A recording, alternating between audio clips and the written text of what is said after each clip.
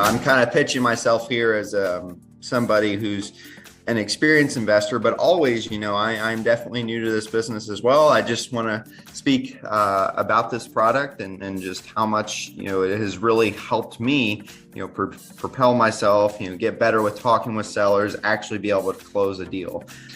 My strategies right now have been primarily direct mail, cold calling, and cold texting. And I've found a lot of success with Real Estate IQ, especially being able to get in front of customers, have engaging conversations. And of course, I'm hoping to use all of that to build my own business and eventually retire off. Excited to be here, and I want to say a big thank you to Real Estate IQ.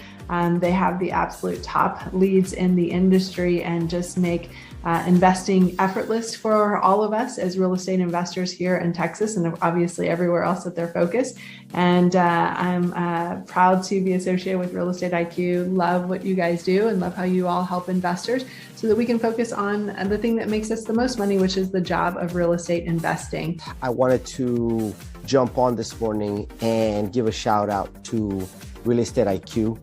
I began my journey with them a few years ago, just using some of the more basic products, the off-market leads. And since then, growing and visiting and talking with not only Steve, but other people who are involved with Real Estate IQ, I've had the opportunity to actually not only be a client, but I also became an investor with them.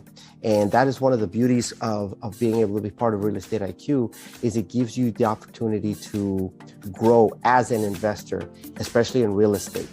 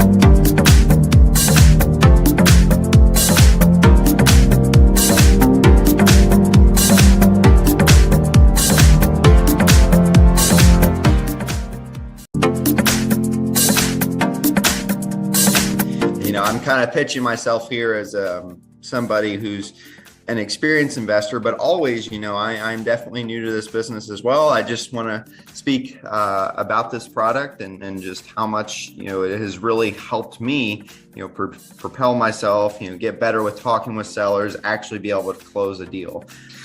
My strategies right now have been primarily direct mail, cold calling, and cold texting. And I've found a lot of success with Real Estate IQ, especially being able to get in front of customers, have engaging conversations. And of course, I'm hoping to use all of that to build my own business and eventually retire off. Excited to be here, and I want to say a big thank you to Real Estate IQ.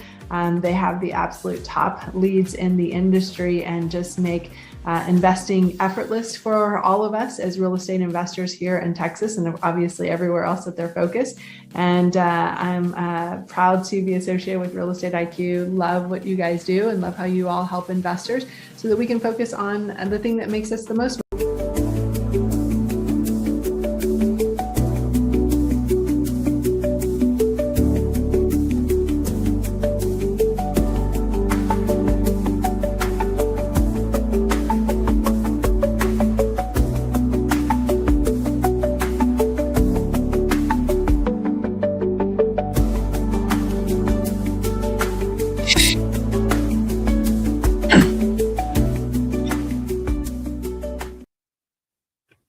All right, welcome everybody. Let's get started.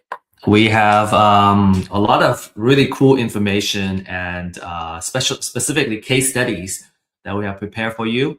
And this month, actually in the month of May, we're gonna have a theme of AI. How do we really leverage AI to help us with our lead generation, sales and marketing, and maybe even on the operations side of our business. So we're gonna take a look at AI impact on our labor market today as one of the special reports that we'll be sharing.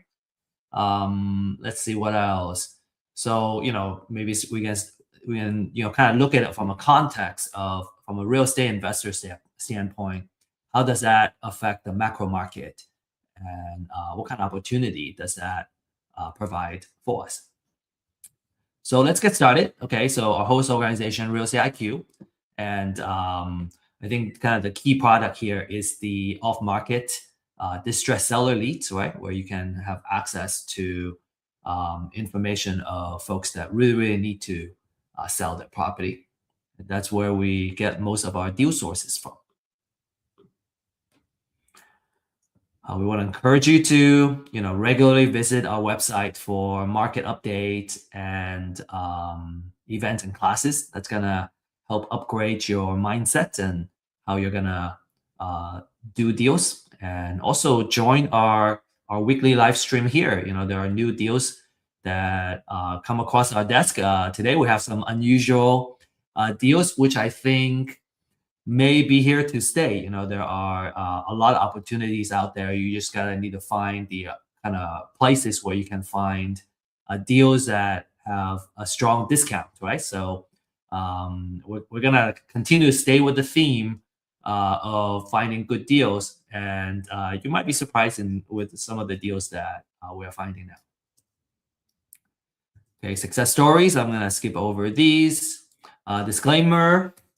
We are focusing on providing educational purposes only. Always do your due diligence before you make any investment decision. And we don't offer investment, financial, or legal advice in this next hour. And if you have a lead, right, you need help closing the deal, you can either share it here, you can send it to me on to my inbox, and most importantly, you can also join our Friday office hours where we can give you some one-on-one attention to help you analyze the deals. Okay, so today's agenda, we are finishing up our welcoming and introduction, and then we're gonna look at our market update, spend some time on case studies, and I mentioned that our feature topic is actually gonna be on AI, the AI impact on labor, on the labor market. Before we do that, I just want to share with everybody an event recap. We did in-person networking event. It also combines with education and deal pitch and panels where we really explore and kind of do a deep dive on the topic.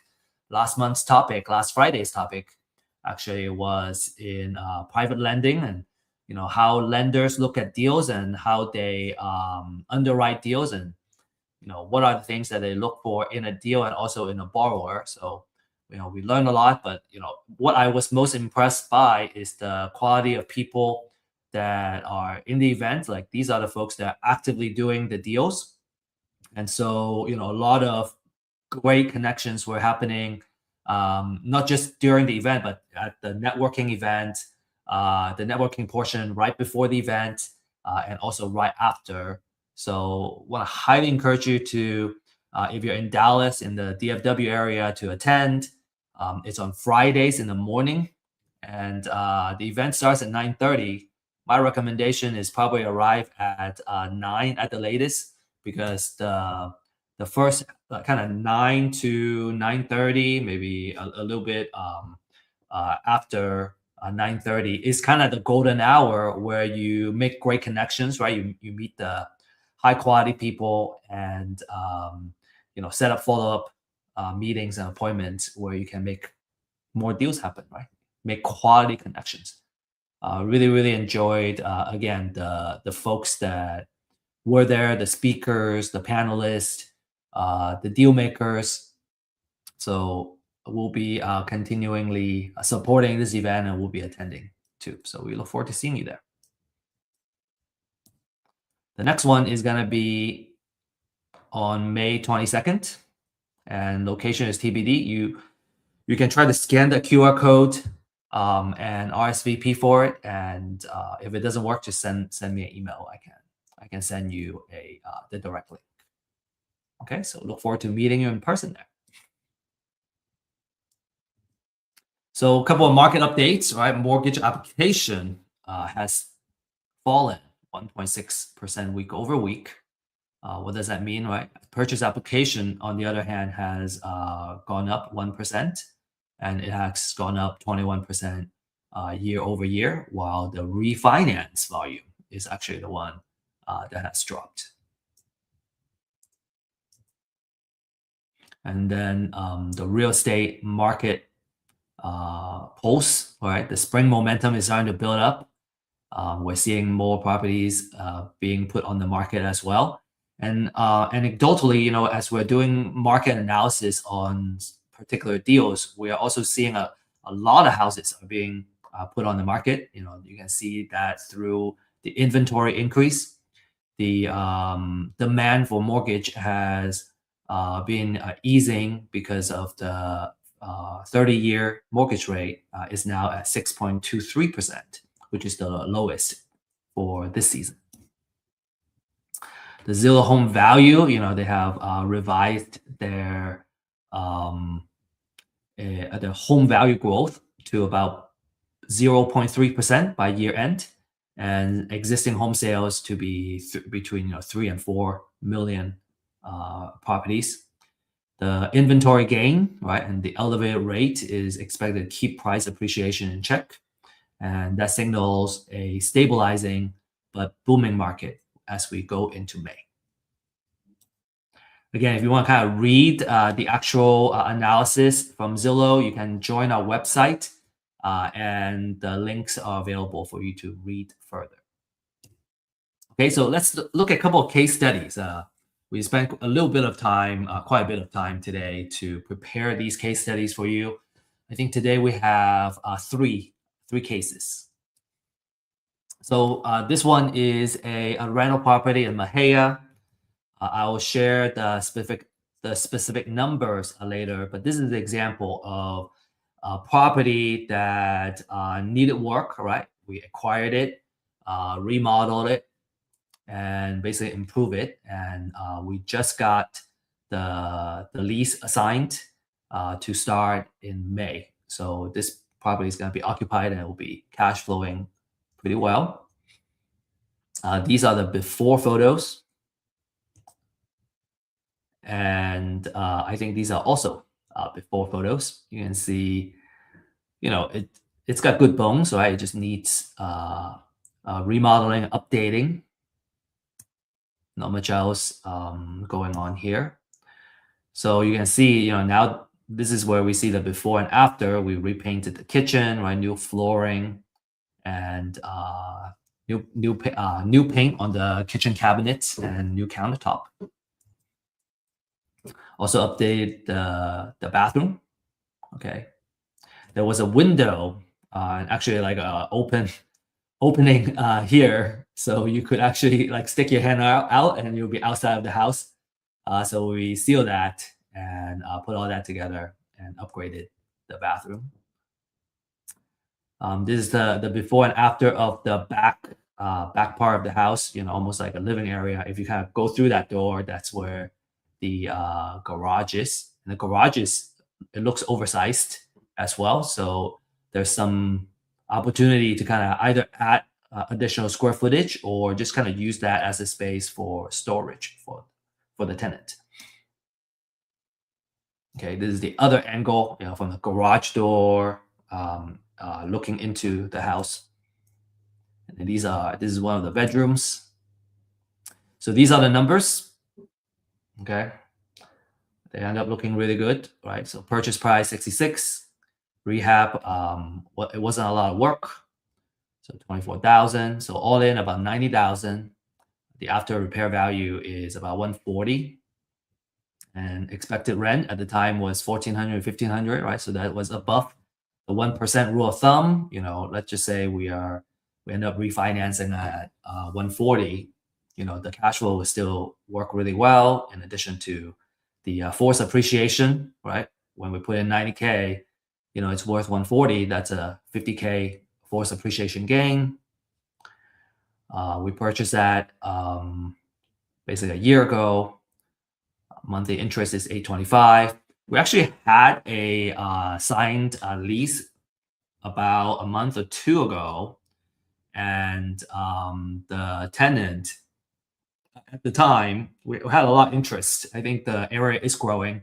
We had a lot of interest. The lady ended up wiring the first month and deposit, maybe not wiring, but sent it to the wrong person. And after a while, she was able, a lot of hassle, she was able to get it back, but we couldn't hear from her anymore and to kind of continue with the lease. So we put it back on the market, and now it's leased again. So everything happened pretty fast. I think, again, there's demand for affordable quality housing in this area. So that's a, relatively success case. We are getting ready for move in for the new tenant. They found a couple of items that need to get worked on. So we're working on that both yesterday and today and getting it ready for move-in. This is the next case, which is a deal that's currently in progress. Okay, we call it Navasota. That's a street name. The appraised value after it's fixed up is 165. And it was asking for, I forgot now, but kind of all in, we're looking at 100,000, and kind of the expected value when all is said and done is 165. So that's also a nicely discounted house, right? Really good for the BRRRR method. We rehab, buy, rehab, rent, refi, and you repeat. So these are some before photos on the outside, exterior, the interior. The house needed quite a bit of work. It needed foundation work. It needed the trees trimmed down, and also interior update. So all of this is in progress right now. So I'll share with you some more recent photos. So here are also before photos. I think what's the most significant items were the foundation, and then also you see the windows are broken, right? Broken windows in the area. So neighbors are very happy because we're improving the neighborhood, right? We're improving the quality of this house. It was just sitting vacant for a long time. So now this is kind of the beginning of the work. As you can see down here, we're digging holes to repair the foundation, both inside and outside. And actually, the first thing that we did, which I didn't share, was trimming down the overgrown grass in the lawn. Okay, so here we're kind of in work. We're ripping everything out. And we shared some of these photos a couple of weeks back. Okay, rip everything out, and now we're starting to install the new windows.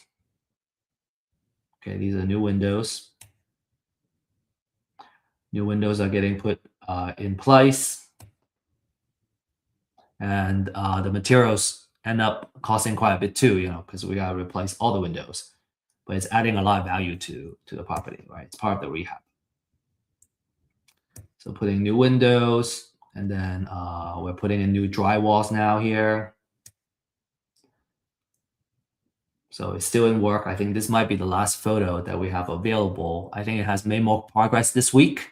All of this were the photos we received last Friday, and we're expecting the project to be pretty much done by the end of April. Maybe it's gonna overrun a couple more days, but we should be looking pretty good. The goal this week was to, as you can see, the interior is pretty much ready for new interior paint. So we're gonna paint the inside and then get all the flooring in, and it's pretty much done. Okay, maybe this is the more recent photo. Okay, these are the more recent photos. So we have kind of sealed, right, the gaps, and then the next step is to put the interior paint in. So kudos for Tamla for kind of hand holding, right, making sure the project moves smoothly, and also getting the material, making sure everything is provided for the contractor to finish the work. So we're almost done there, and then we have another project for the contractor. Okay, so this is speaking of another project. Excuse me. This is the next one. So this is our third case study, and this is just in the acquisition mode. This is in a street name called Jacinto. We just closed last Friday, right after the Dealmakers event. We signed up the papers, everything. It was asking for 129. We were able to get under contract for 100,000. Estimated rehab to be about 70,000, and a conservative ARV is at 240. So we're looking at a 70% deal, right? 170 divided by 240, you get 70%, which is at about 30% discount. From a fix and flip standpoint, that's kind of what we're looking at. So that is certainly, fix and flip is certainly one of the potential exit strategies, and the intention is to keep it and for buy and hold. Okay, the work that's needed on the property mainly is the roof.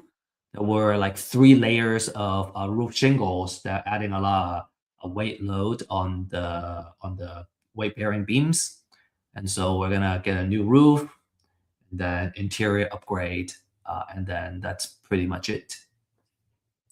Okay, big lot, a lot of light. So we're excited, and we're looking forward to getting the work started, and we'll be sharing the progress of this deal as we go, right? In the next couple of weeks, I think we're expecting to get started next week or the week after. Okay, so these are the deals that we have. Let's see. Yes, this is one of them. So we started getting connections for construction materials. This is one of the clearance items. If you look on Amazon, it's basically there are 2 panels that are noise canceling, and also I think there is also a lot of value for being decorative. You can put it on the wall and absorb sound. The asking price is about $110. We're able to get it for $25 per order. There is a minimum order, so I think if you have an active project, then it's worth checking it out. We haven't seen the material ourselves, so we're actually gonna place a test order and take a look at it. From what we're seeing, I think it's a pretty nice, high quality material, and I guess we'll know for sure when we when the part actually arrives. I think right now they are trying to get rid of the current inventory that they have in the warehouse, which is why they're trying to sell it at this price. And based on the $110 price, we're looking at a 78% discount. So this is a really good deal for those folks that are actively doing deals, right? You're rehabbing the property. Construction material can start adding up in terms of cost. So this could be an interesting upgrade on what you're currently doing, make the property look much nicer. So we're very excited to get our hands on the property and on these items and kind of see how it looks and how it feels.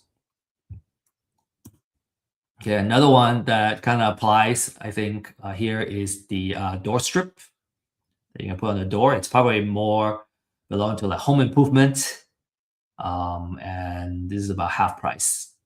So I'm not gonna talk too much about it. I think it's interesting. We have some of these in some of our properties. We added them ourselves. I think it's probably really useful for a homeowner. If you're a homeowner for your own home. If for investment property, I don't know if there's a lot of value. So it's up to you, but you can certainly consider that for your home improvement. So that's what I mean. These two are kind of unusual deals, but kind of based on the connection where we've been establishing. These could be we may have more materials here that you can purchase for your flips. Okay, we had a deal pitch segment, but today no one has submitted their pitch, so we're gonna skip over this one. And we have more deals that are in the inventory and also in our partners' inventory. We have buy and hold, fix and flip, and also raw land. And so if you're looking into any kind of investment opportunities, scan that QR code and reach out to us, and we'll match you with the type of deals that fit your buy box. I think here, maybe just to spend 30 seconds on this, what we're realizing and what we're learning is for those that are just getting started, you can learn a lot of the theory and why real estate can help you build wealth, how to do it. But when it comes to actually implementing the strategy, right? What do you need to do on a daily basis to execute? How do you handle each deal? We find that there's usually a gap in number one is to consistently do it. And then number two, how to do it when it comes to a particular step. So the purpose of this Deal Accelerator program, and we'll probably kind of open up 1 or 2 slots for each county, and we'll only work with 1 or 2 folks per county, so there's no overlap in the deals, is we'll give you the leads list, they're exclusive. We will also tell you exactly what you need to do, and if you kind of follow that process, you will, within 90 days, you're going to get a full pipeline, and you're very likely going to get some deals under contract, right? If you kind of just follow the prescribed steps. And so we're finding that for the folks that are, really looking for true results, and not about theory, not about, more ideas, but exactly what needs to be done, and you just gotta keep your head down and execute. I think that's what we need in the beginning, because a lot of times when you're ready for this program, the education time is over, right? You already learned all that stuff. You already know what you need to know, but you have not done what you need to get done yet. And so that's what this accelerator program is about, is how the rubber hits the road and how exactly you need to get this done. And we think the market still needs these programs for somebody that are ready to see results, right? We want to train future deal makers that are actively doing volume number of deals and really kind of grow our market. So that's the purpose of this deal accelerator.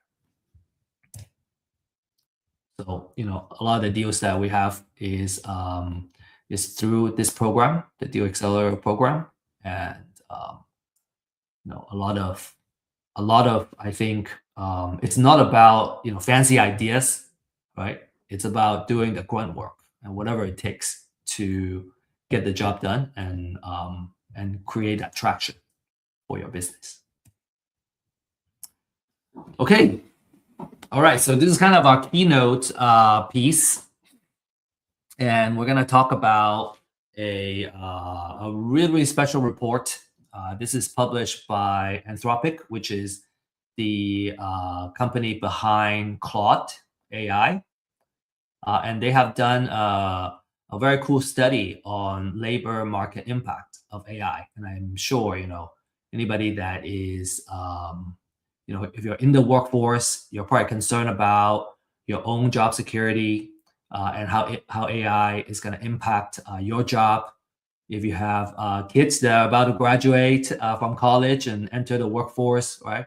What are they going to be encountering, and what kind of skill set do they need to really kind of prepare yourselves for this new world and new economy? So that's what we see in this report. If you're curious about reading this whole report, you can send me a message, and I'm more than happy to share this with you. So a couple of key points in this report. This is a 17-page report. So let me kind of just elaborate on the next couple of key points here. So what you're seeing here is the usage based on the different type of jobs. Okay, and what you see is the blue lines and the red lines. The blue lines are the theoretical lines of basically saying, okay, out of all the tasks, and let's just take management for example, out of all the tasks that management need to be done, how much can be done through AI? So as if it's kind of filling out the circle, that means most of the work can be automated by AI, right? By innovative use of AI and kind of the progress of how we can use AI. Yesterday, I was actually, as an aside, in a AI meetup in North Dallas, and there's so many cool ideas that people are using AI for. You can use AI to create new recipes for a food bank. You can use AI to automate the validation of invoices in your inbox. There's a lot of real kind of real world business applications that you can doing, and all these folks are doing really cool stuff. And so I think it's just a matter of time of whatever can be automated is very likely to be automated.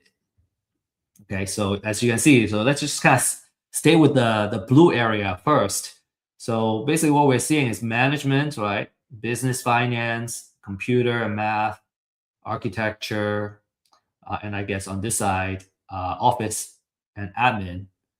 Those are the jobs that are very likely to be replaced, not today, but in the near future.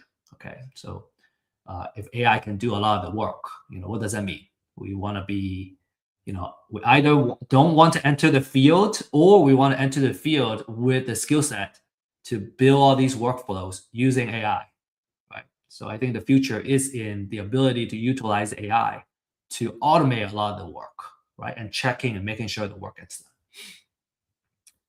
All right, and then you can also see a lot of manual type of work. You see ground maintenance, very, very low. It's actually all the way to 0. Construction, very low.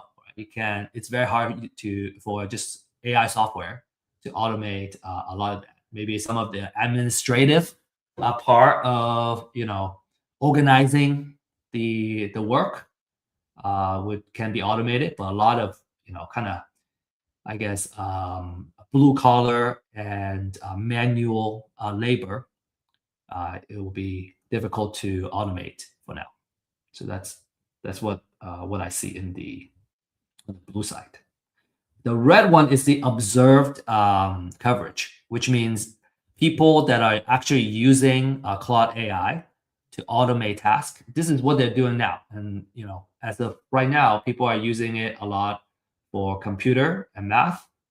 Some in business and finance, not that much in management yet, but also a lot of office and admin.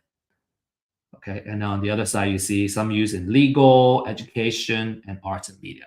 That's how we read this chart. So what does that mean? That means, over time, the red area can potentially take over, right, and kind of cover up whatever the blue area is. Okay, but it's not there yet today. And you can also see that, as we're kind of entering, within the workforce, right, which ones are going to be safer? It's harder to get replaced by jobs. Well, it's construction, okay, it's repair, production, anything that can require manual labor, AI cannot do yet, unless they automate it using robots. Cool. So that's this chart. Any comments or questions? Feel free to share that.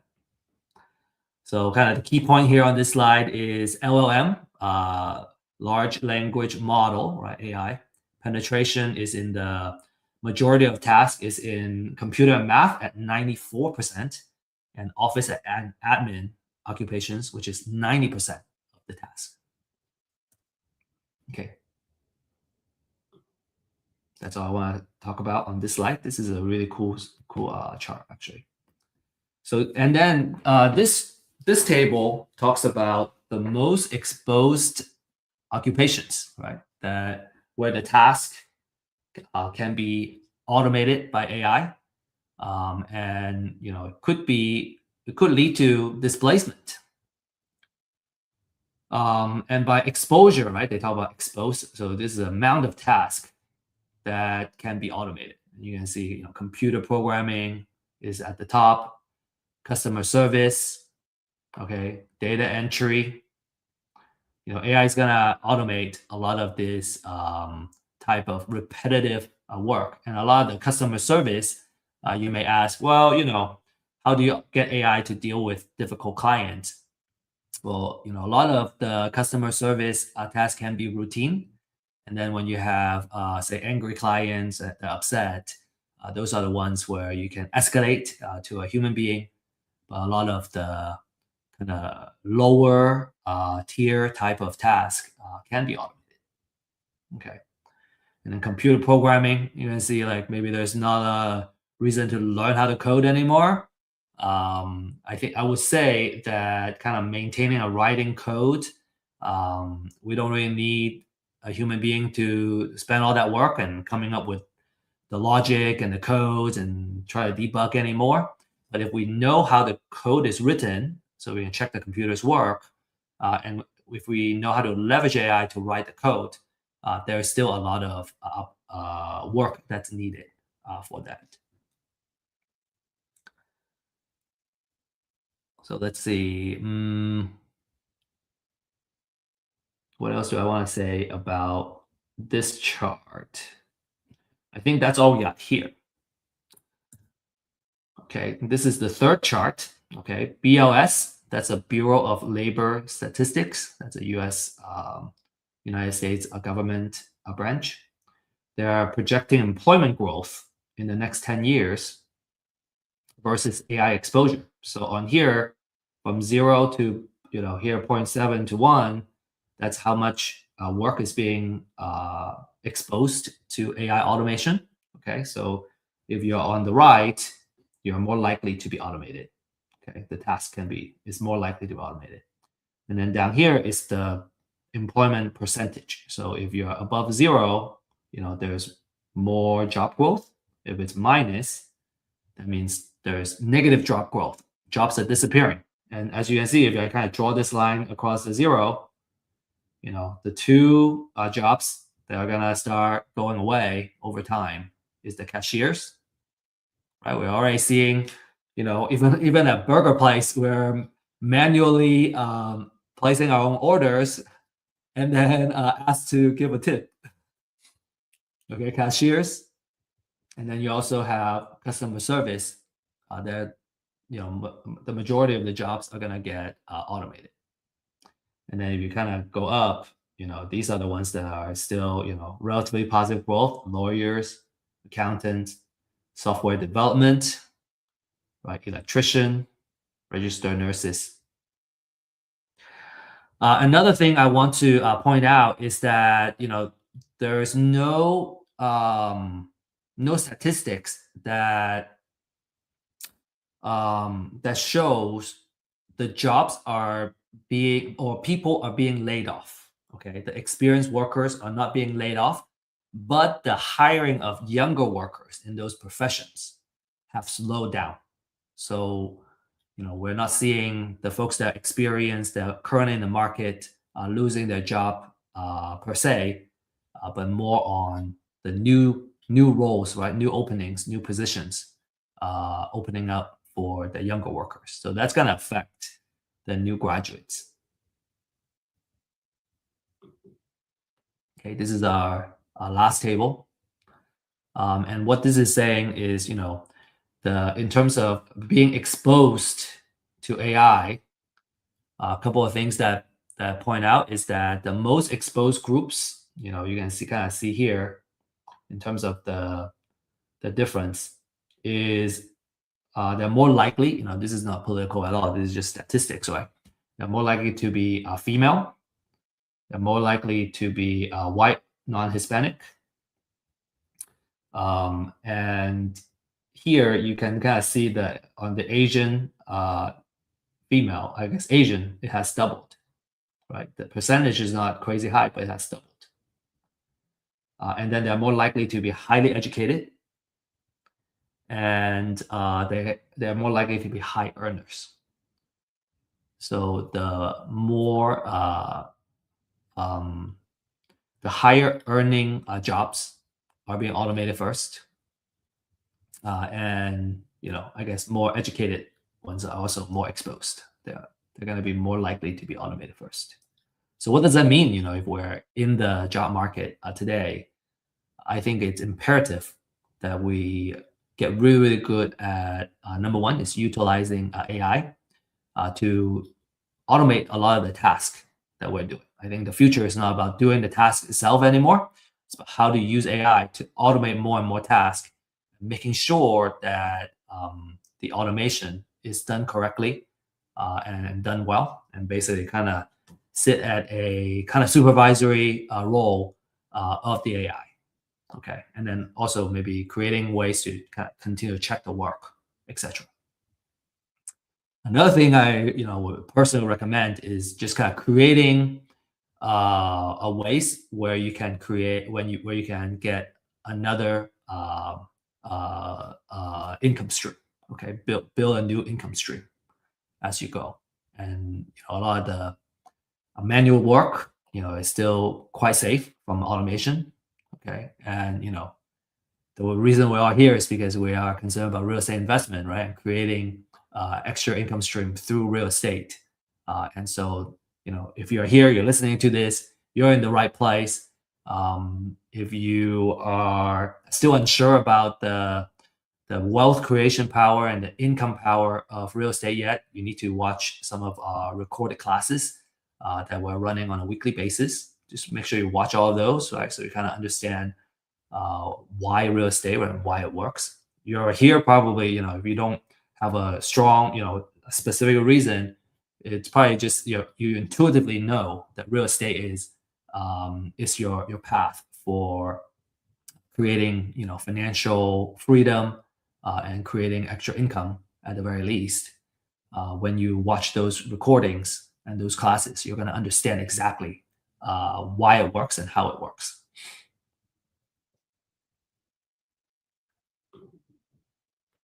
Okay, so the key summary of this report is that there is the theoretical capability, right? And we saw the different roles that can be automated quite well, actually. But AI is far from being able to reach its theoretical capability right now. Okay, so I guess the opportunity is to you can resist the wave, or you can kind of go with the wave. If you choose to go with the wave, is figuring out how to use AI to automate the task and kind of help it reach its theoretical capability. And there's always, I think, opportunity for being successful doing that. And occupations, right? Jobs that have high exposure, they're going to grow less. There are going to be less job openings opening up in those sectors. And then the workers that are in exposed professions tend to be, blah blah blah. Those are kind of the main statistics that we see.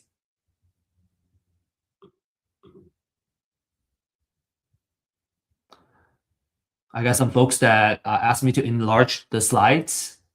I think that's the biggest we have. And if you want to dive into this further, you can download the report. Okay, so you send me an email at steve.liang@realestateiq.co, and I'll forward you this report. Okay, we have this new app called dealsnearme.io. You can scan the QR code if you want to start using that. This is going to give you where the deals are. A lot of the times, these are the houses that are about to go into foreclosure. So if you are actively like driving for dollars, looking for deals, this would be a really cool app to use. It's still in trial mode, so I think it's still free. We have this promotion going on, and the pricing model is also very different. Instead of going by a monthly subscription, we're gonna sell by deals, and sell by leads, and so you can kind of start with a much lower price point and start kind of getting into the game. So that's the intention of us launching this app. So if there's any Q&A questions, Julio is asking me to write my email. I can type it up here on the comment.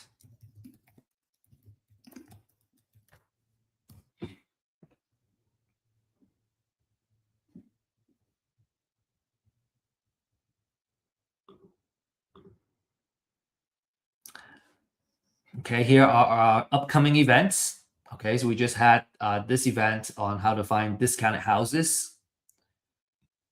Tonight we have the pre-foreclosure gold mine. I highly recommend this class, pre-foreclosure gold mine. In fact, in the Deal Accelerator program, that's what we're going to focus on, is the pre-foreclosures. These are the folks that are most motivated. They're most likely to be willing to make a deal. And the time it takes for you to find success in deal making is going to be much shorter if you focus on the houses that are about to hit the foreclosure.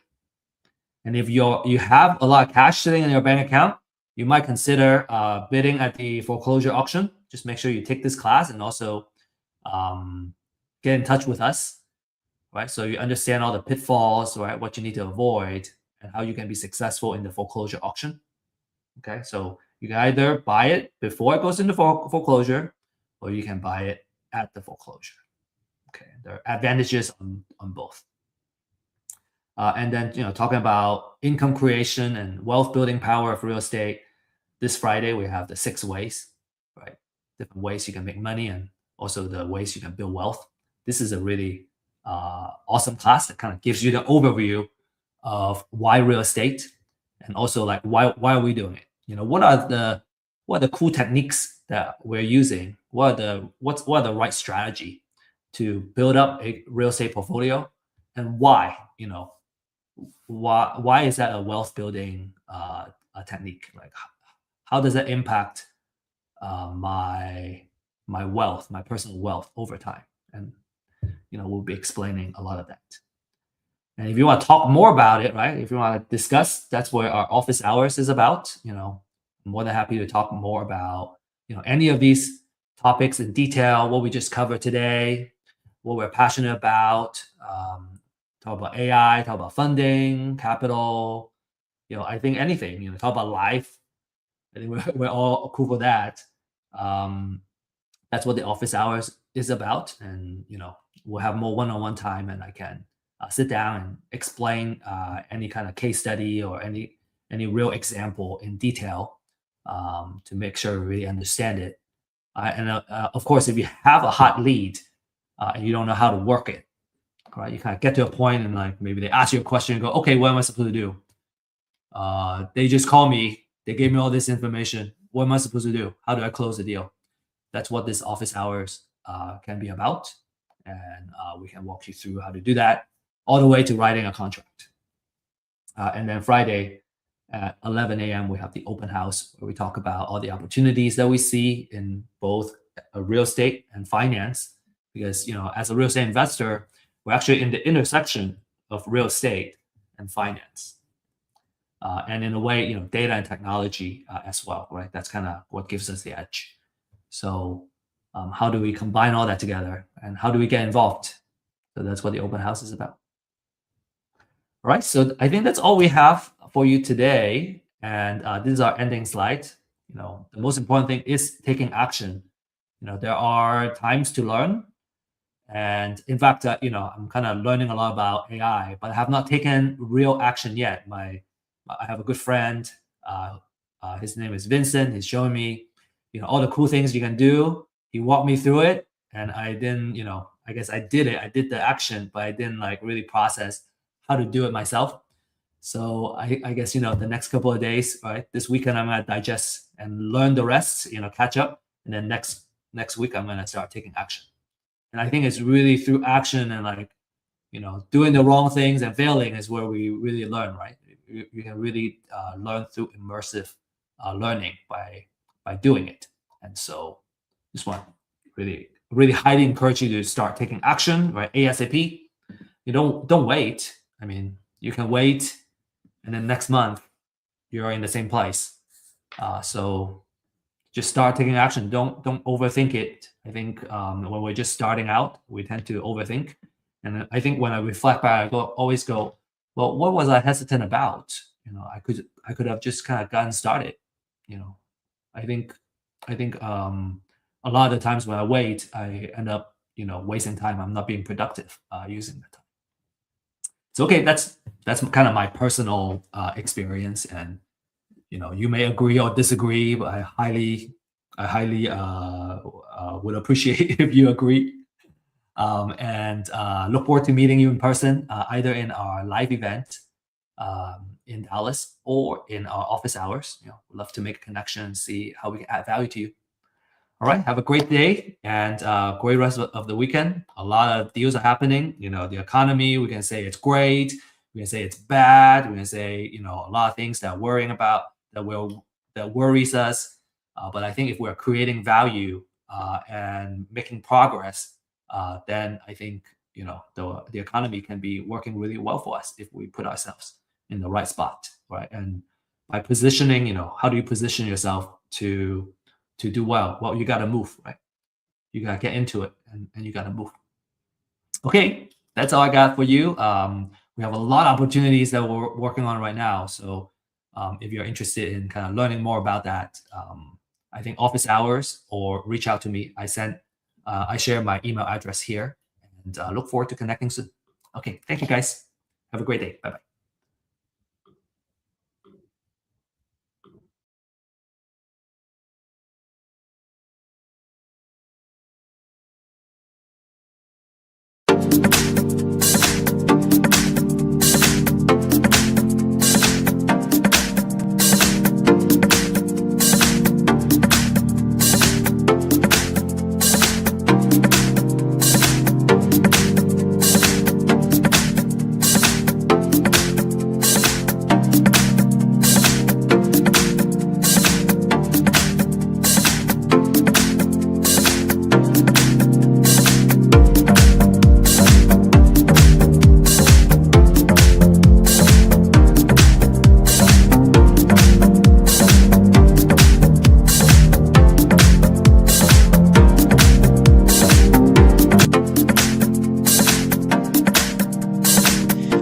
kind of pitching myself here as somebody who's an experienced investor, but always, I'm definitely new to this business as well. I just want to speak about this product and just how much, it has really helped me, propel myself, get better with talking with sellers, actually be able to close a deal. My strategies right now have been primarily direct mail, cold calling, and cold texting. And I've found a lot of success with Real Estate IQ, especially being able to get in front of customers, have engaging conversations. And of course, I'm hoping to use all of that to build my own business and eventually retire off. Excited to be here, and I want to say a big thank you to Real Estate IQ. They have the absolute top leads in the industry and just make investing effortless for all of us as real estate investors here in Texas and obviously everywhere else that they're focused. And I'm proud to be associated with Real Estate IQ. Love what you guys do and love how you all help investors so that we can focus on the thing that makes us the most money, which is the job of real estate investing. I wanted to jump on this morning and give a shout out to Real Estate IQ. I began my journey with them a few years ago, just using some of the more basic products, the off-market leads. And since then, growing and visiting and talking with not only Steve, but other people who are involved with Real Estate IQ, I've had the opportunity to actually not only be a client, but I also became an investor with them. And that is one of the beauties of being able to be part of Real Estate IQ, is it gives you the opportunity to grow as an investor, especially in real estate.